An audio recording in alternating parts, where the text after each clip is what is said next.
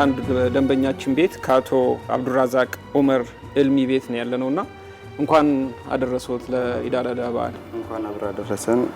ስለ ጉብኛችን በጣም ደስ ብሎናል። ምን እየሰራ ነው? እስቲ የስራ ሁኔታ ንገረኝ። በስራ ሁኔታ አልহামዱሊላህ የምግብ ነክ ነው የምሰራው።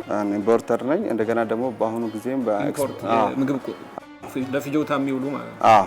እና የበለጠ እኛም ስራችን ዛሬ ምግብ ነው። ምግብ ደግሞ ለሰው ልጅ እንዳለ አስፈላጊ ነው። ከምግብ ውጭ ደግሞ አሁን ኢንሻአላህ አላህ ካለ ወደ ኤክስፖርት የሚሄድ ነው። ሀገሪቱ ያላት ሀብት ለዓለም እንድናስተዋውቅና ዓለም አይቶ ራሱ ወደዚህ እንዲመጣ እሱን የበለጠ የሰራ እቅዳችን ነው። አልহামዱሊላህ እሱም ኤክስፖርት ላይ ለመስራት። እስቲ ከኢትዮጵያ ንግድ ባንክ ጋር ያለ አጋርነት ስትውቅ እንዴት ነው? ከመቼ ነው የሚጀምረው? ንግድ ባንክ ላይ የሚገርም ነገር እኔ መጀመሪያ ጊዜ አካውንት የከፈትኩት ንግድ ባንክ ነው። ተማሪ ላይ ያለሁት አዲስ አበባ ነበርኩኝ። መጀመሪያ ላይ የከፈትኩት ንግድ ባንክ ነበረ። ከዛ በኋላ ያየሁት በከስተመር ላይ ምን ያህል እንዴት እንደሚያስተናግዱ ከሌላ ባንክ ላይ ምን ያህል ለከስተመር ትኩረት እንደሚሰጡ ሳየው ያኔ ምንም ንግድ ላይ ራሱ ሳልኖር ነው የከፈትኩት። አሁን ደግሞ አልহামዱሊላህ ወራራሴ ስራ ደግሞ ሲጀምር ብዙ አመታት የሚሆን ከንግድ ባንክ እየሰራሁ ነው። ከዚህ በፊት ደግሞ ከቤተሰብ ጋር ነበርኩኝ። ከዛ የቤተሰብም በንግድ ባንክ ነበር የበለጠ የምንሰራው። አሁን ደግሞ የራሴ ደግሞ ሲሆን ደግሞ ንግድ ባንክ ነው ዋና። ቤተሰብም በንግድ ስራ ነው የተሰማሩት? አዎ አልহামዱሊላህ በዚህ እድል ዛሬ ወጣቱኝ ራሱ ይሄን ያህል ደረጃ የደረሰኝ ቤተሰብ ነው። ጥንስሱ እዛ ነው ማለት ነው። አዎ መቼም ሰው ልጅ ራሱ ማለት ራሱ ካላነሳ ማንም አያነሱ። ለዛ ስለሆነ ደግሞ ቤተሰብ ባላቸው የስራ እድል አይቼ ተፍተፍ ብዬ ነው ያንን ለመስራት የጀመርኩት። አልহামዱሊላህ ከዛ በኋላ ራሴን ደግሞ ሲደርስ ታውቃለህ ወንድ ልጅ ሲያገባ የራሱ ኃላፊነት ይባላል። አዎ ከዛ ወደ ራሴ መንገድ እንተናል። ንግድ ባንክ ቤተሰብ ነው። አሁን ለምሳሌ ዛሬ አንድ ነገር ተቸገረ የሚያግዝ ሰው ወዳው ስታገኝ ያንን ቤተሰብ ነው። ንግድ ባንክ ደግሞ ለዛ ነው በዛሬ ፋይናንሻል ብንፈልግም ወዳው የሚደርስልን እሱ ነው። ዛሬ ኢምፖርት ላይ ልናመጣ ስንል ዶላር የሚፈቅድልን ንግድ ባንክ ነው። ለዛ ስለሆነ ንግድ ባንክን ቤተሰብ ነው። እስቲ ወደ ባንካችን የስራ ኃላፊዎች ልመለስና ምን አይነት ደንበኛ ነው አብዱራዛቅ የሚለውን እናንሳ እስቲ። ሲቲ ብራንች ላይ በተለይ ከአዲሱን የማይክሮ ኢኮኖሚ ሪፎርም በኋላ ትልቅ ለውጥ ከመጣ በኋላ ከዚህ ከአካባቢው ካለው ንግድ ወደዚህ መለስ ካሉ በኋላ እዚህ ስራ ላይ ተሰማርቶ በርካታ ስራዎችን ነው የሚሰራው። የፊውቸር እቅዱም የኤክስፖርት ስራ እንደሚሰራ ነው። ነገር ግን አሁን ላይ በኢምፖርት ስራ ላይ ከጅቡቲ በሚያስመጣው የተለያዩ የምግብ ነክ ወይንም የሸቀጥ እቃዎች አይነት የሚያመጣ ነው። በሲቪል ፋይናንሲንግ በዛም ላይ ለመስራት እንግዲህ ከኛ ጋር እቅዳለሁ። ደንበኝነታቸው እኛ ከፕሪሚየም ከምንላቸው ደንበኞች ሊስት ውስጥ ነው ያሉት። አሁንም የዚያራ ፕሮግራም ለማድረግም ከመረጥናቸው ደንበኞች ውስጥ እሳቸው ያው ካላቸው ኮንትሪቢዩሽን በተለይ በዲፖዚት ላይ ያላቸው ኮንትሪቢዩሽን በጣም ትልቅ ነው። ኢምፖርት ስራ ላይ ያላቸው አቅም በጣም ትልቅ ከመሆኑ አንፃር ያው የዲስትሪክቱን ሀብት ከማሳደግም ከማጠናከርም አንፃር ትልቅ አስተዋጽኦ ስላላቸው እኛም የእሳቸውን ፍላጎት ለማሟላት በፋይናንሲንግም በኤፍሲአይ ጥያቄያቸውንም ለማሟላት ያው ከባለፉት ታሪካቸው ያው ለሁለት ጊዜ የኤፍሲአይ ጥያቄ ጠይቀው መልስ ሰጥተናል። በቀጣይም የፋይናንሲንግ ጥያቄ እንዳላቸው የኤክስፖርትም ስራ ለመስራት ከባንኩ ጋር ሀሳብ እንዳላቸው ገልጸውልናል። ያው በቀጣይ ከእሳቸውም ጋር ጥብቅ ሪሌሽን ፈጥረን የተሻለ እሳቸውም የሚጠቀሙበት ባንኩም የሚጠቀምበትን አቅጣጫ እንይዛለን። ከዛ በተረፈ የእሳቸው ደንበኝነት በእሳቸው ብቻ አይደለም የሚያበቃው። ሪፈራል ከእሳቸው ጋር የሚሰሩ ሰፕላየሮች አሉ፣ ሌሎች ኢምፖርተሮችም አሉ። እነሱንም ሪፈር እያደረጉ ከኛ ጋር የሚሰሩበት ሁኔታ አለ። በአጠቃላይ በቅርብ ትልቅ ተስፋ አለን። የኤክስፖርቱን ስራ ሲጀምሩ የበለጠ የደንበኛ ግንኙነታችን የበለጠ የሚጠነክርበትና ጥሩ ግንኙነት የሚኖረናል ብዬ ተስፋ አደርጋለሁ። ዲስትሪክቱ በሲቢ ብር አገልግሎቱ አብዱራዛቅንና እሱን ለመሳሰሉ ባለሀብቶች ምን አዘጋጅቷል?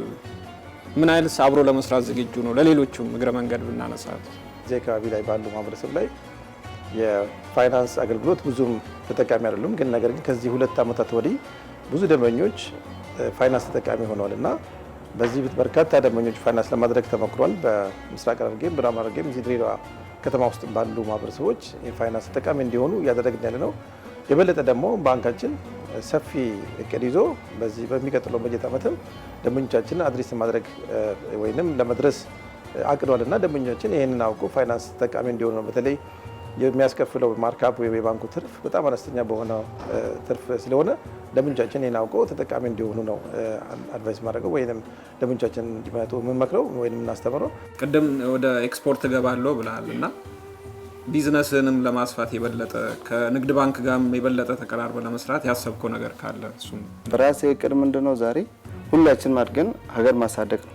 ስናድግ ነው ሀገሪቷ ራሱ የምታድገው።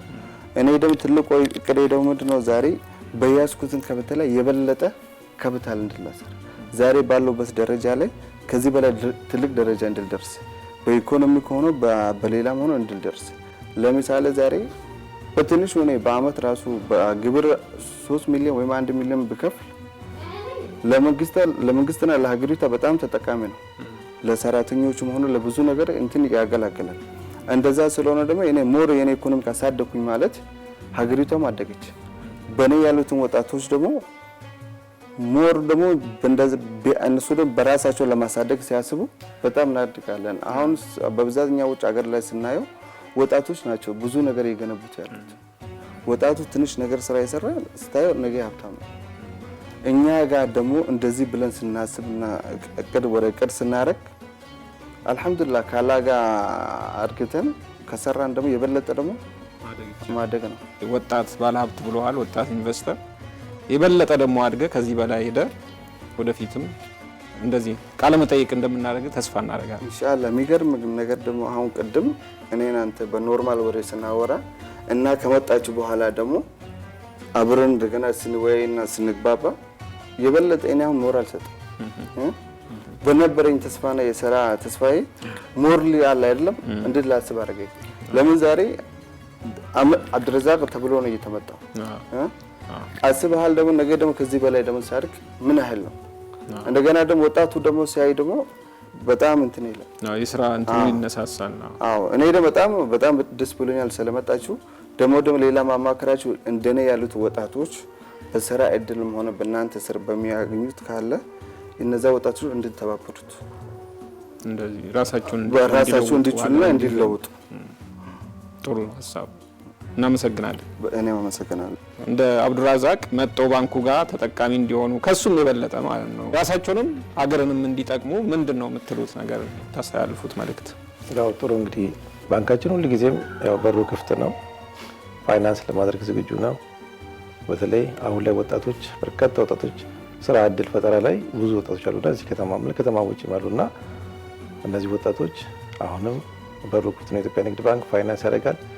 በወለድ ነፃ የባንክ አገልግሎት ወይም ሙራባሃ የእቃ ግዢ ፋይናንስ እናደርጋለንና እንሰጣለን። ፋይናንስ እያደረግን ነውና ተጠቀሙበት እላለሁ። የመጨረሻ እዚህም ልምጣና እስቲ አንስቷል ቅድም ወንድማችን አብዱረዛቅና ወጣቶችንም ብታዩ ብሏልና ባንኩ ደግሞ ያው እንደ አዲስ ሁሉም ቤተሰብ ጋር መድረስ አለብኝ ብሎ እየሰራ ነውና ከቅርብ ጊዜ ወዲህ በተለይ እንደ ሲቢ ኑርም በዛ በኩል ያሉትን አማራጮች ሰዎች መጥተው እንዴት መጠቀም እንደሚችሉ እቺን መልእክት እናስተላልፍና እናጠቃል። የድሬዳዋ ዲስትሪክት በሲቢ ኑር ያለን የሀብት አፈጻጸም ቅድም እንዳልኩት ከ16 ቢሊዮን ብር በላይ ነው። ይህንን ሀብት እንግዲህ ለፋይናንሲንግ ነው ሞሮፍ የራሱ የፕሮዳክቱ ኔቸር ለፋይናንሲንግ እንትን የሚለው ግን እስካሁን ድረስ ፋይናንስ ያደርግነው ከዚህ ትንሽ ብር ነው፣ በጣም አነስተኛ ብር ነው ፋይናንስ ያደርግነው። ስለዚህ ቀሪውን ብርም የግድኛ ሰብስበን ለፋይናንስ ስለሆነ እንትን የምንለው ደንበኞች በተለያየ የፕሮዳክት የፋይናንሲንግ ፕሮዳክት ቅድም ታጁ እንደገለጸው የሙራዋ ፋይናንሲንግ ሞሮፍ እዛ ላይ ነው ብዙ ሰው የሚጠቀሙ። ሌሎችም እነዚህ ስላሉ የዲያስፖራ ሞርጌጅ ፋይናንሲንግም አለን እና በተለይ ከሀገሩ ውጭ ያሉ ሀገር ውስጥም በዜግነት ኢትዮጵያ የሆኑ ፎሬን የሆኑ ኢትዮጵያኖች የዲያስፖራ ሞርጌጅ ፋይናንሲንግን ፕሮዳክቱ ስለቀረበ እሱ ላይ በደንብ ዝግጁ ስለሆንን እሱን በደንብ መስጠት እንችላለን ለማለት ነው። ጥሩ፣ እናመሰግናለን።